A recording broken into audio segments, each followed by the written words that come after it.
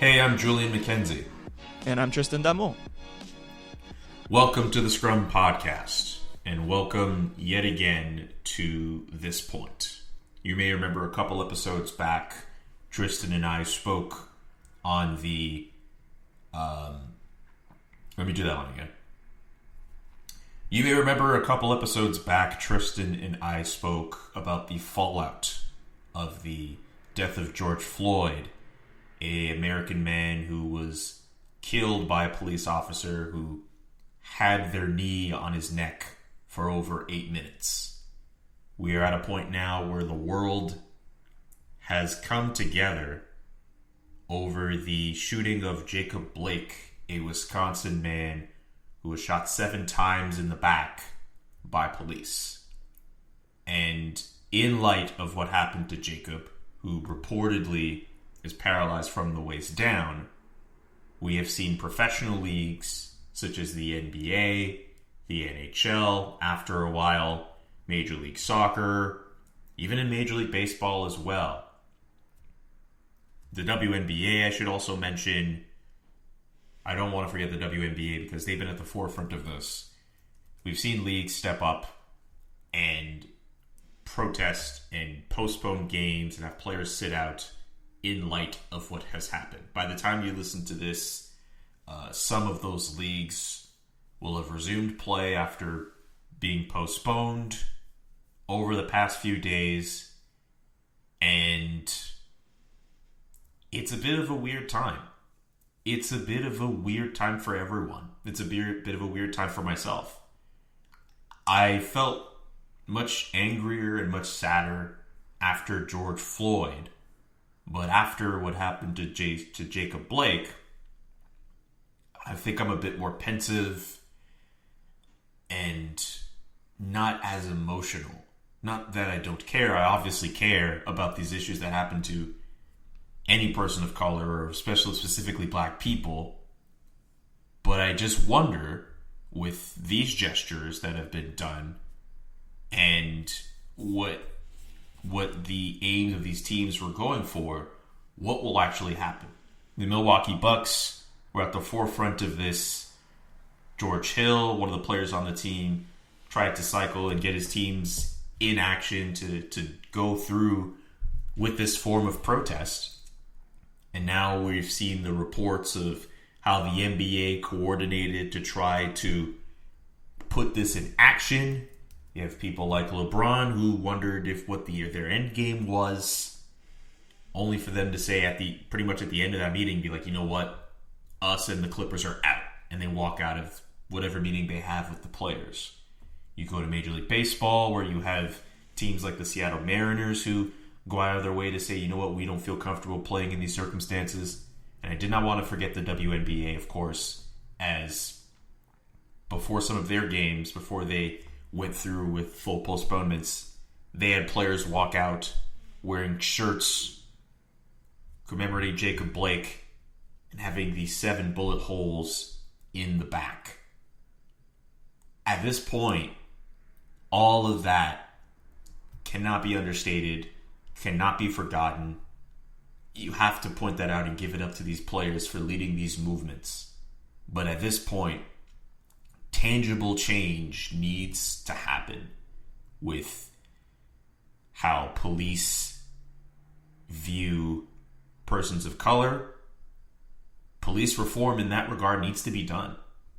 You know, I think of people like Chris Webber or Doc Rivers or anyone, or Robert Horry, or anyone in the past few days who have been emotional. Kenny Smith as well, walking off the set of NBA on TNT.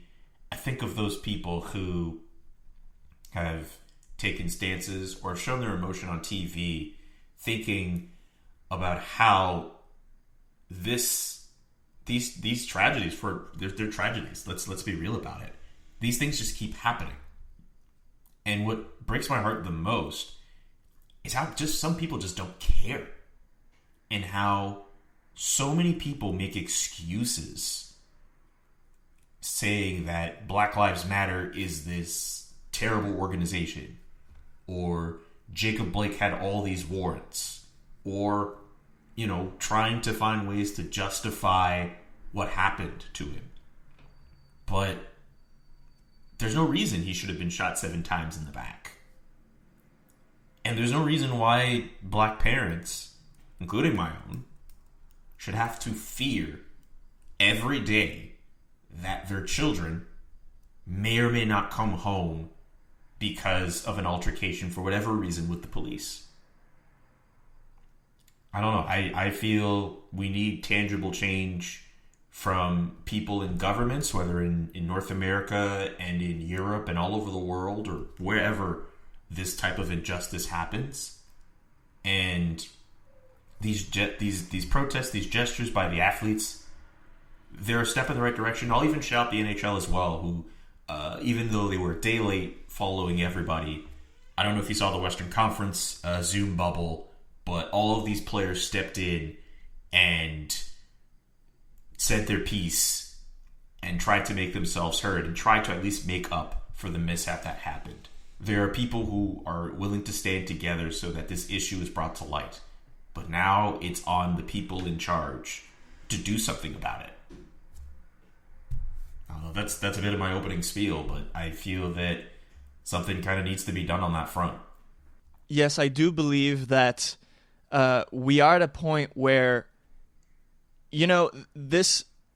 When I was hearing the NBA players talking, and a lot of them were on the fence about even going to the bubble in Orlando because of what happened in the aftermath of George Floyd's murder.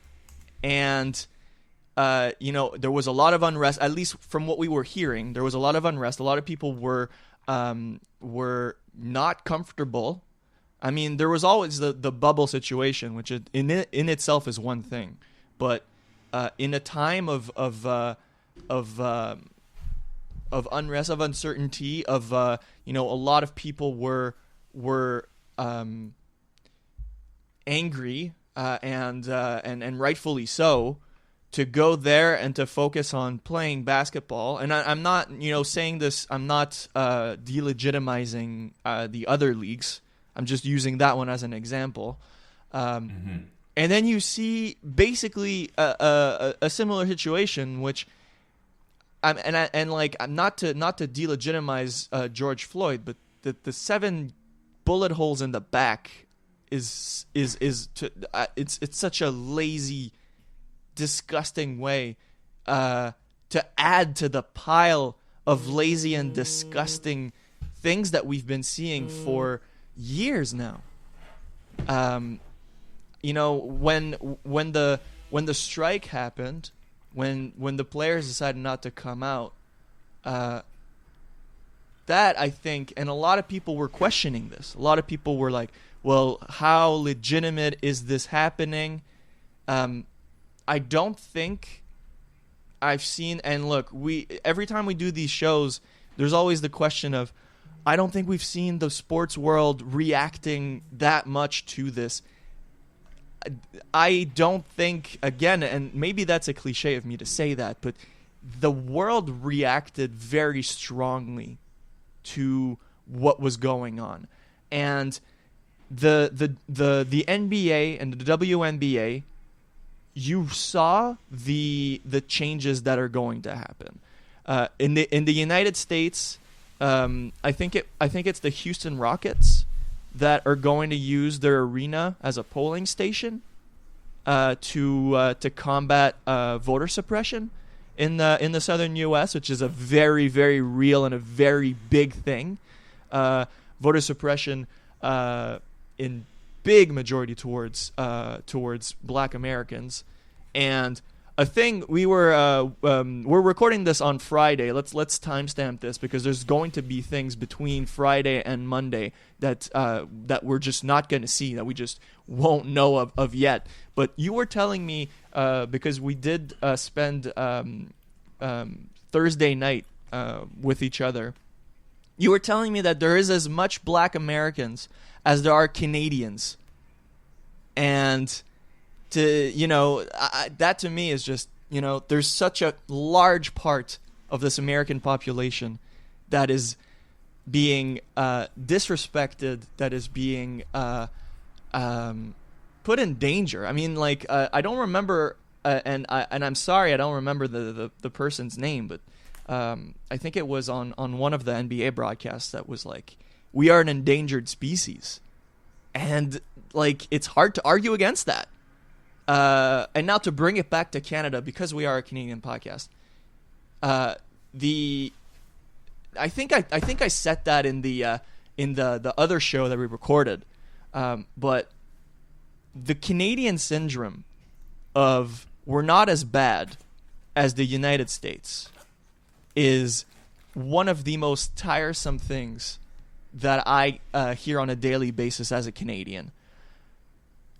And I use that example a lot to bring people down, to not bring people down, but to like bring that conversation down to like a simple level. When your pipes, when your water pipes don't work as well, and you have trouble with the shower and the running water and whatever, you don't look at the other buildings in the street and look at their pipes and see, oh, well, okay, well, my pipes don't work well, but the other pipes are all broken, so, we're good. You just fixed the damn problem. Let's fix the damn problem. And like in Canada, there are a lot of different communities that are affected as well that we never talk about. And I'm not being all lives matter about this, but like Canada needs to look itself in the mirror and say, we have a fucking problem here, and we need to talk about it. And we don't need to just look at the U.S. and be like, oh, we're good. They're striking, they're doing all these things, but we're fine. I think that's a huge thing that we need to really we need to realize that. And hopefully, again, it's Americans making Canada realize stuff, but hopefully this works. Like, hopefully this is, I've never seen, even like Bill Russell and Will Chamberlain, that Boston Celtics 76ers game on the day of Martin Luther King's assassination. They played that game, and to watch these NBA players walk out and say we're not playing, and then to see all of those leagues follow suit. I think it was a grand gesture. And what I think is really fascinating, and there's no way to connect it. Sorry, I shouldn't say there's no way to connect it. There's the obvious connection there, but there's no way of knowing if they did this purposefully. This movement to postpone games happens on the 4-year anniversary of Colin Kaepernick sitting or kneeling for the national anthem, which we all know 4 years ago stirred up this controversy among Americans and sports fans alike about how we view the anthem and how people viewed Colin's nature of protesting, which I remind everybody initially started as him sitting for the national anthem before a Green Beret, an army man, met with Colin and suggested a different way of protesting, which led to kneeling. So when people say that kneeling for the anthem, especially in the name of calling out racial injustice and police brutality on persons of color, is an affront to the values of America and the values of the national anthem, it's ludicrous. And also when people say it's disrespectful to army people, it's ludicrous, considering that an army person was the person who suggested in the first place that kneeling would be a better alternative versus sitting for the national anthem. I also want to just give the world's tiniest violin. It's time for our bi-weekly segment where we mention something on audio which would be better explained on video. Maybe we have to make this into an actual thing or a sponsored thing. But I have the world's tiniest violin for people who see what's going on in all the leagues, see how they're trying to call out the injustice going on in our world, and these people are upset that politics and real world issues have ironically played a distraction in the sports which they are trying to watch, which they view as a distraction when we're in the midst of a global pandemic, and realistically we shouldn't really be playing these sports at all. But I think that there are a lot of people who have come out the woodwork, especially this year, with how they view issues pertaining to people who don't look like them, even if they live adjacent to them, even if they may have them in their lives, even if the very sports that they watch have those people in them. I think that's the most disappointing thing for me about it. And I know people say all the time, don't look at the comments, don't engage too much with idiots on social media. But I know in both of our respective worlds, Tristan, we're on the internet a lot for our work. And it's inevitable you are going to come across hate and vitriol, and whether intended at you or pushed on to somebody else. I know I can speak for me with some of the comments I've had on some of the articles I've written over the past few days about the NHL's response to the Black Lives Matter movement, and how some of the other leagues have responded to the postponements of their respective leagues. I've seen some pretty... I'm not going to say I've seen some particularly nasty stuff, but I'll say that the stuff that I've seen was disheartening for me. And it took a bit of toll on my kind of mental sanity. Not so much where I'm crawling in a hole or something, but definitely I lost a bit of faith in humanity a bit. Just because at the end of the day, you know, people like me can step up on a microphone and say, hey, this racism is happening, this injustice is happening. But at the end of the day, it's other races and people like you, Tristan, who have to step up and say something as well. And when you have people who, even if it's on the internet, who live in denial over what's going on in our world, you can't help but just shake your head and just think, well, maybe these people are just lost causes. But at the end of the day, we need all hands on deck if we want racial injustice to be eradicated from our society. And it's not something that's going to happen right away. I think of when we were both together a couple of days ago, another friend that was hanging around us was asking if these protests that are happening in the NHL were just essentially going to be worth it.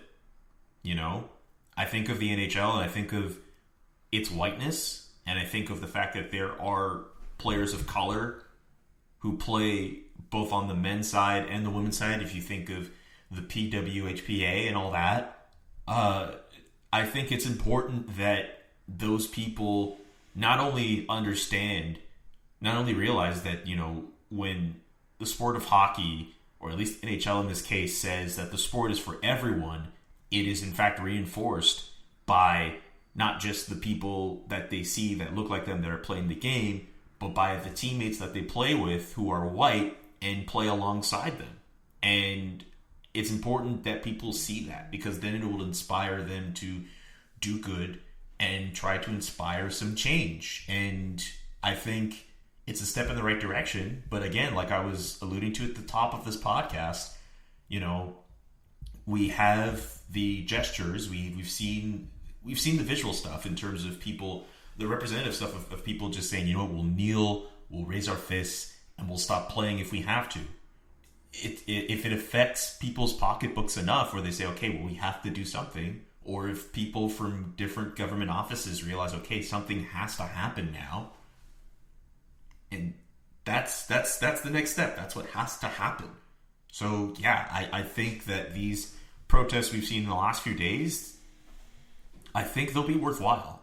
I would hope, but I don't know. I would hope that they mean something and that some good change actually comes from this. Yeah, I think so too. And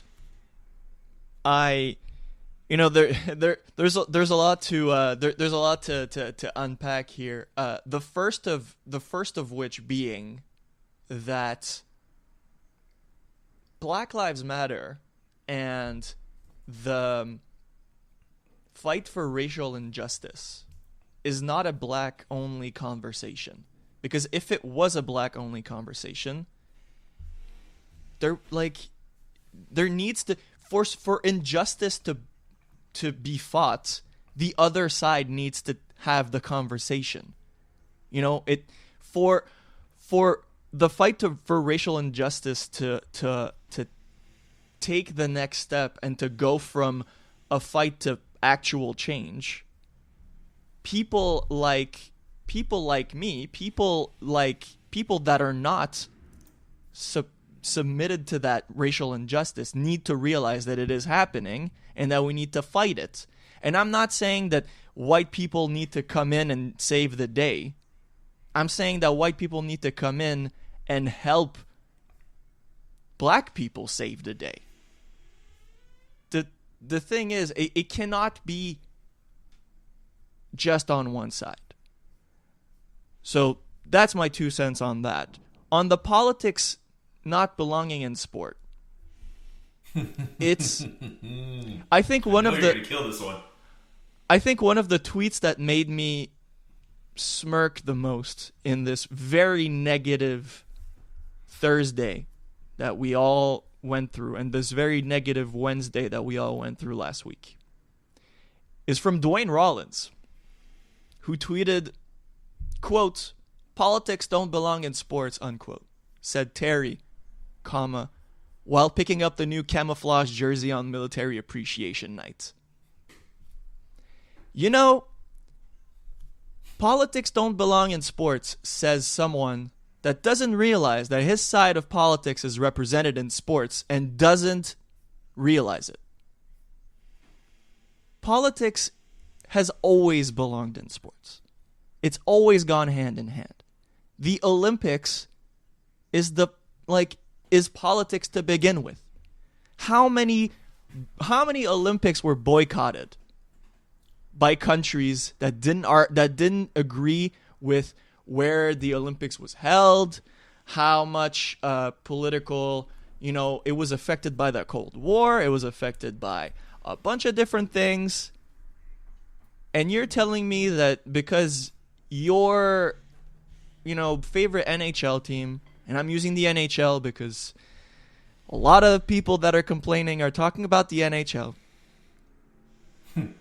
If your NHL team is not playing today, and they're saying, or even in the NBA, I think it's the NBA and the WNBA and in MLS, I think it's even more of a stark realization. If they're not playing and they're telling you why they're not playing and you still don't get it, you got some reading to do, bro. You got some reading to do.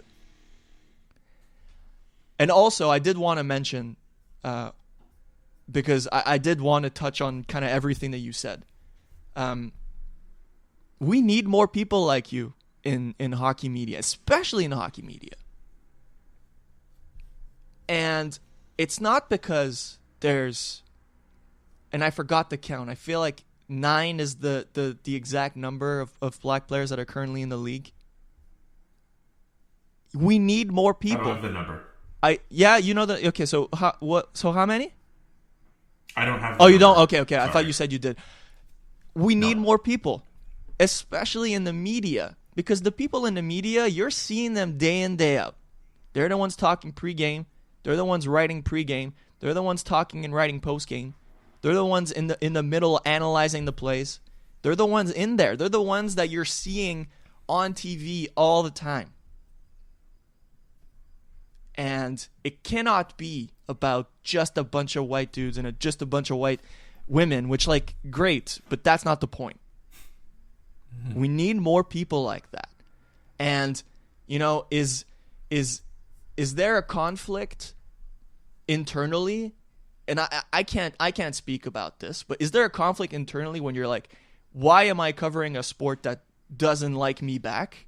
I can only assume that there can be. But the fact that you guys are there, the fact that people like people like you, people like Shireen, who were rolling Shireen out to talk about racial injustice, but I wish that she was there to talk about what's going on in the sports world as well, because she is super knowledgeable. We both know that.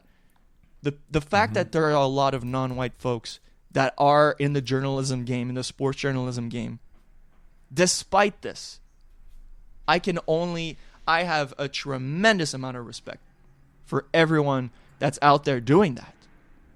Because we need you guys. Yeah, we need Shireen Ahmeds, we need Celine Valjees, we need Arun Srinivasan's. We need more of those voices out there, persons of color who are able to add their perspectives to discussing topics of race in the sport of hockey, where a lot of people are simply not as interested. The Arpin Basses of the world as well. I give him credit. The Ryan Clarks. There are so many people who there are not enough of us in hockey media, and I think it's great that there are some of us in there. But I mean, I'm on the periphery. Like I'm only starting to get into the game of hockey media and getting to know all the movers and shakers in that realm. Like I'm not in there necessarily full time. You know, we're still in the infancy of having more integration of persons of color in hockey media, and not having them as just tokens throughout the circuit for every team that has people covering them. Yeah, man, just I know like I didn't want to focus too much on the National Hockey League, just because I know I did over the past few days, and I've written about it and all that.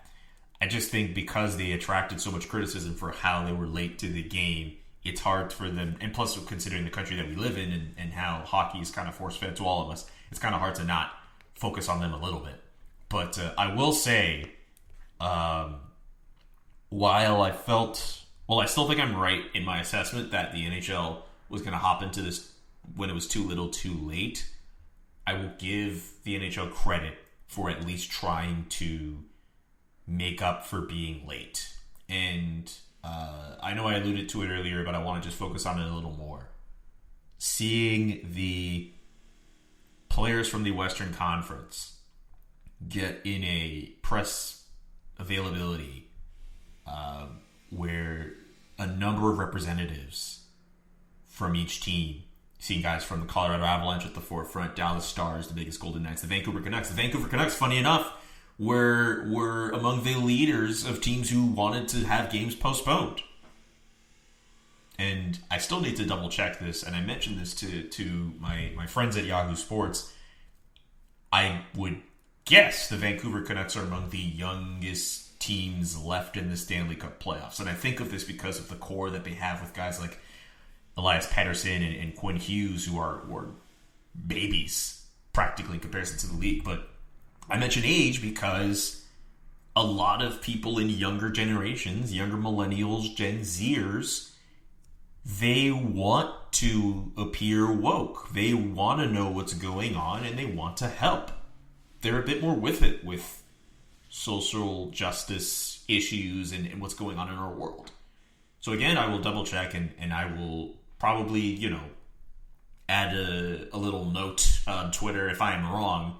But I wasn't completely surprised to hear that the Vancouver Canucks in the NHL were among the leaders of teams who really pushed for games to be postponed. But to go back to the bubble, to see all those players just come together in unity, and Ryan Reeves specifically say, like, hey, there are a lot of white guys in this room, and just kind of point out the fact that, for a fight against racial injustice to happen, you need those people with you to get stuff done. I think that was one of the coolest things I've seen. I will admit, I had a brief moment where I looked around and I was like, okay, is everyone wearing a mask? And yes, I mean, the NHL has had no positive tests in weeks, so everyone realistically should be fine. But, you see big crowds, you get a little worried. But I think what they did was a really cool gesture to show unity. And I'm willing to give credit where credit is due, especially after I said that the NHL, if they jumped into this, would be too little it would be too little too late for them, considering everyone else got on this first. I agree. I agree. And well, it shows that because it's and like that's another kind of a bit of a not necessarily a struggle, but something I kind of think about internally when it comes to, because we've seen it in the restarts, with the playings of the national anthems and who decides to stand, who decides to kneel, who decides to speak up, and who decides not to report on that and to say who did this, who did that. I know we were talking about it a lot in the past few weeks, kind of on like Facebook chats and whatever, of like, oh, who's keeping up with who. The other day you were sending me an Instagram post from Maxime Tissot, the player from Forge FC in the Canadian Premier League, who felt like the One Soccer broadcasts weren't showing that the team was kneeling enough, and so he decided to post a photo of it. And I think that while I really do appreciate how Forge was a team that was really active about this, and were kneeling from the get-go. I'm as a reporter, I think it's an interesting thing to talk about, because I try to be vocal and I mean that's what we're doing. We're using our platform right now to talk about this, and it's not the first time, and it won't be the last time, I guarantee, that we're going to talk about this, because that was one of the things from episode 1 that we said that we wanted to bring to the forefront. But I wonder at some point what the implications are going to be on the media side of things, to say, well, who's doing this, who's doing that, and whether it's a thing that we should continue doing. That's a bit of a constant thought on my end. We're recording this in the morning of Friday, where the Montreal Impact and Toronto FC are playing on Friday night, and as of right now, the game is supposed to happen. But I still have my doubts on whether this game is going to be played, because of how vocal some of the Toronto FC players have been in the past few months. And then I wonder, just reporting on that. That's going to be an interesting thing for you guys to hear when this show drops. But that is a thing that I'm wondering about this, about following suit with MLS, and how most of this league has been striking games, and the first game back is going to be in Canada, but there's a lot of American players, there's a lot of black players on both sides. That's a thing I'm wondering.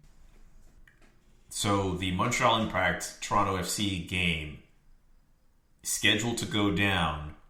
Also, I believe the WNBA is supposed to resume play on this day as we're recording. But also, Major League Baseball has chosen today to celebrate Jackie Robinson Day, which we all know is the former baseball player who broke the league's color barrier. And in fact, on this day, he met with the Dodgers to see about joining their team and breaking the color barrier. Also, today is the anniversary of Martin Luther King's I Have a Dream speech. So, yes, you listener at home or wherever you're listening to this, you are listening to this on a Monday, but we are recording this podcast on a pretty historic day. And I just think when you go back from where Jackie Robinson has come from, where Martin Luther King came from, and what he was trying to preach. Yes, there are people out in this world who have hate in their heart, who choose not to understand what is going on, choose to live in their own bubbles, and choose to say hateful things in light of what's going on. But I still feel hopeful. I still feel encouraged by what I've seen the past few days. And I know I've been calling for tangible change, but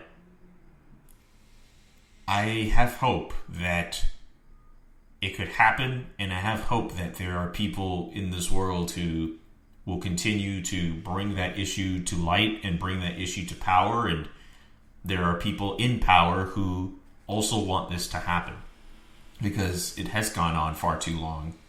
And I do not want to come up in a generation, I do not want to come up and get older and have kids of my own where I have to fear for their lives because of police. And I'm hopeful, whether you may think it's foolish or just for me to do so, but I'm hopeful that change will happen, because it happened in the past before. Maybe not completely all the way like we would want,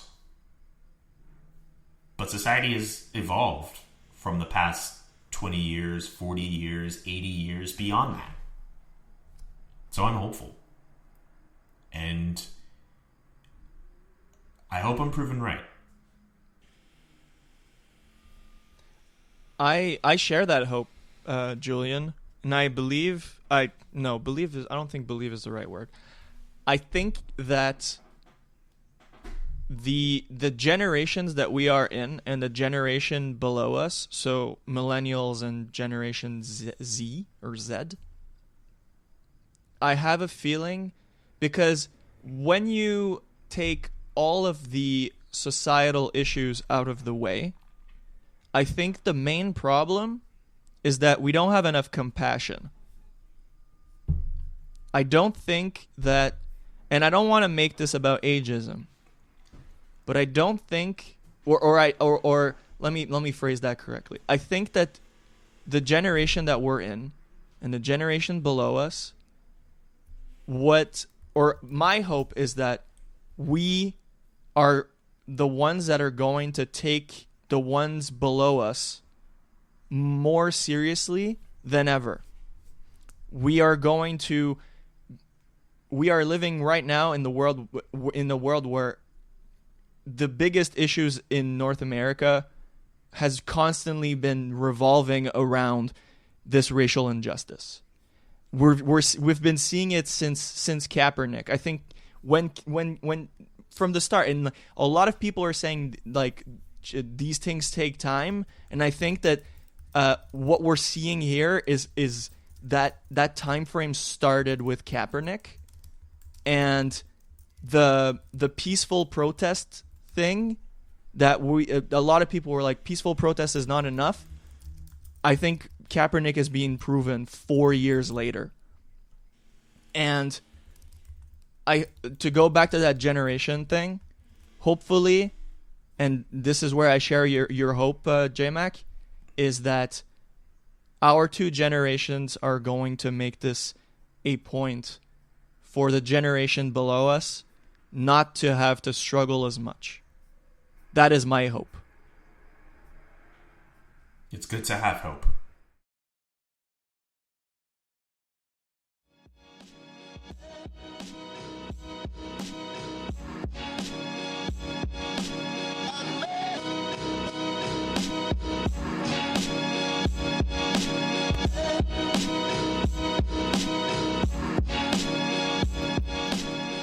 I'm producer Kevin. We'll be right back to Julian and Tristan. Winning season returns at MyBookie. Winning season means doubling your first deposit. Winning season means Survivor, Super Contests, and Squares. At MyBookie, winning season means hitting all your parlays and props with your feet up, watching your team trounce their rivals. Rejoice, it's time to celebrate the NFL season. Invest in your intuition. Use promo code SPN and double your first deposit. New players get up to $1,000 in free play, designed to add more excitement to the sports you love and the games you bet. From live betting to championship futures, every play you want to make is waiting at MyBookie. It's simple. Make your picks, win big, collect your cash. Use promo code SPN and double your first deposit. Your winning season begins today, only at MyBookie.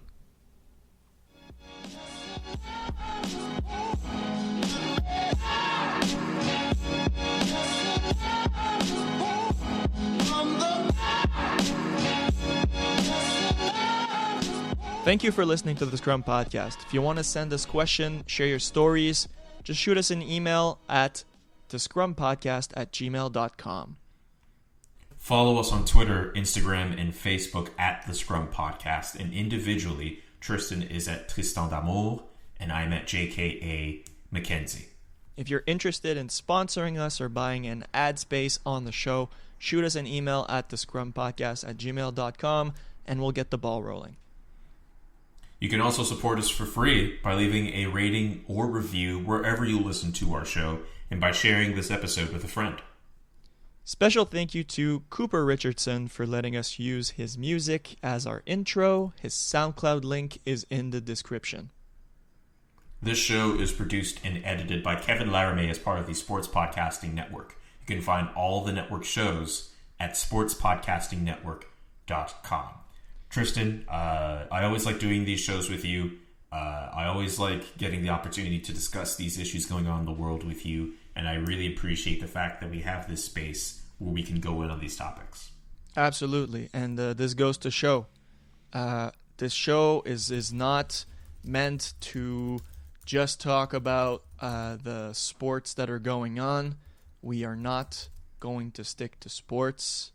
So, if you didn't know that already, or if you just came in because of the last few shows we did, yes, we have fun and games like when we had Max Vanut last week, but we talk about the issues that we hold at heart, and this is one of them. And Julian and I are not going to stop doing this. Julian, always a pleasure. Likewise. So, this is the Scrum Podcast. We are not going to stick to sports. Black Lives Matter. And on that note, we'll hear you all next time.